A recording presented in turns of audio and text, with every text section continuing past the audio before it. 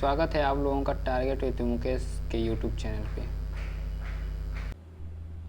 UP TET 2021 के result में दो महत्वपूर्ण पॉइंट मेंशन किए गए थे।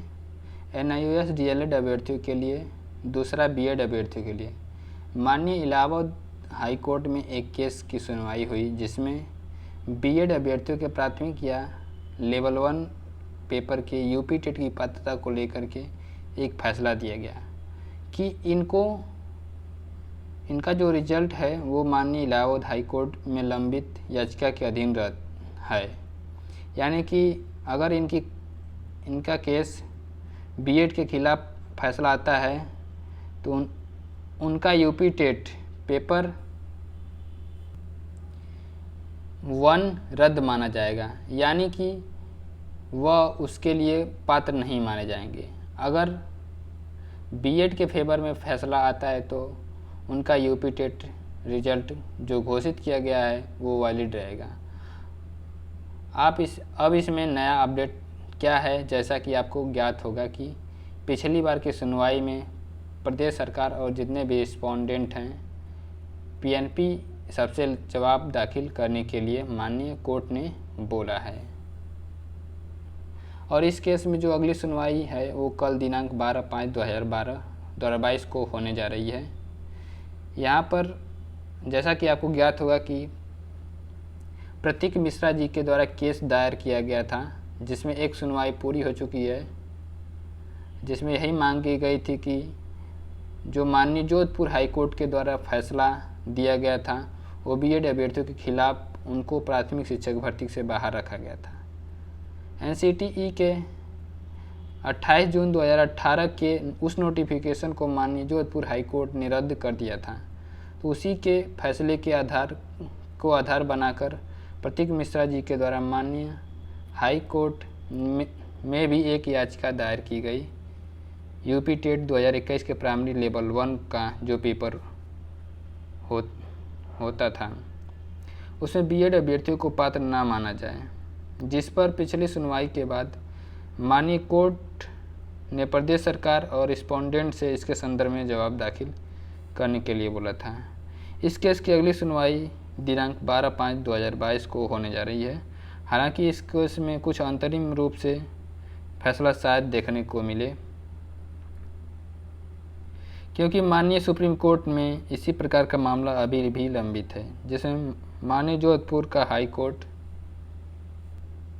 के फैसले को ही BEd अभ्यर्थियों के द्वारा साथ ही साथ NCTE और MHRD मिनिस्ट्री के द्वारा चैलेंज किया गया है। तो माननीय इलाहाबाद हाई कोर्ट माननीय सुप्रीम कोर्ट के उस फैसले का वेट कर सकती है और वहाँ से जो फैसला आएगा वही उत्तर प्रदेश में भी लागू होगा। तो कल का दिन महत्वपूर्ण है। माननीय कोर्ट इस केस को कौन रूप देती है, क्योंकि हो सकता है कि प्रदेश सरकार और जितने भी रिस्पोंडेंट हैं वो अपना उत्तर दाखिल कर चुके हैं और कल की सुनवाई एक नई दिशा इस केस को दे सकती है। और दूसरी न्यूज़ की तरफ चलते हैं। उत्तर प्रदेश में 48,000 होमगार्ड की भर्ती होने जा रही है। आपको बताना चाहता हूं कि प्रत्येक वर्ष 12,000 होमगार्ड की भर्ती होगी, अर्थात जो 48,000 भर्ती है यह 4 वर्षों में पूरी होगी।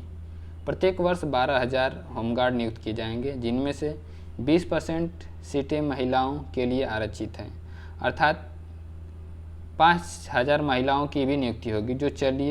चलिए यूपी गवर्नमेंट के ट्विटर हैंडल से ट्वीट किए हुए खबर को देखते हैं। खबर में क्या दिया हुआ है? प्रदेश में हर साल 12,000 होमगार्ड स्वयंसेवकों की भर्ती का लक्ष्य रखा गया है।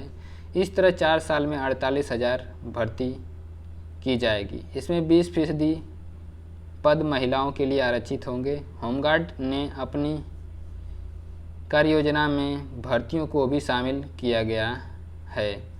विभाग में होमगार्ड के कुल 1,18,348 पद स्वीकृत हैं, जिसमें से लगभग 34,000 पद रिक्त हैं। अगले 4 वर्षों में 15,700 होमगार्ड रिटायर हो जाएंगे। हर साल 12,000 होमगार्ड की भर्ती में 20% के हिसाब से 5000 महिलाओं के लिए आरक्षित होंगे। विभाग ने अपनी 6 माह की कार्य योजना में होमगार्ड को ड्यूटी भत्ते के साथ 1 दिन का साप्ताहिक अवकाश देने का प्रस्ताव भी शामिल किया है। इसके अलावा होमगार्ड का कार्य योजना में महिला होमगार्ड को मातृत्व अवकाश देने का भी प्रस्ताव तैयार किया है। मध्य प्रदेश, पश्चिम बंगाल, ये सब में भी होमगार्ड के बारे में दिया गया। तो उसी के आधार पर अब उत्तर प्रदेश में भी देने की बात हो रही है। तो दोस्तों, एक तरफ जहां वैकेंसी नहीं है वहां बेरोजगारों कोई भी भर्ती निकलती है, तो जिसमें वो अपने आप को फिट पाते हैं उसमें वो सम्मिलित हो जाते हैं। एक भर्ती यह भी देखने को मिलेगी आपको, यदि आप इंटरेस्टेड हैं तो आप भी फॉर्म भर सकते हैं। दोस्तों धन्यवाद। इस तरह की अपडेट पाने के लिए इस चैनल को सब्सक्राइब करें और बेल आइकन को दबाना ना भूलें। नमस्कार दोस्तों।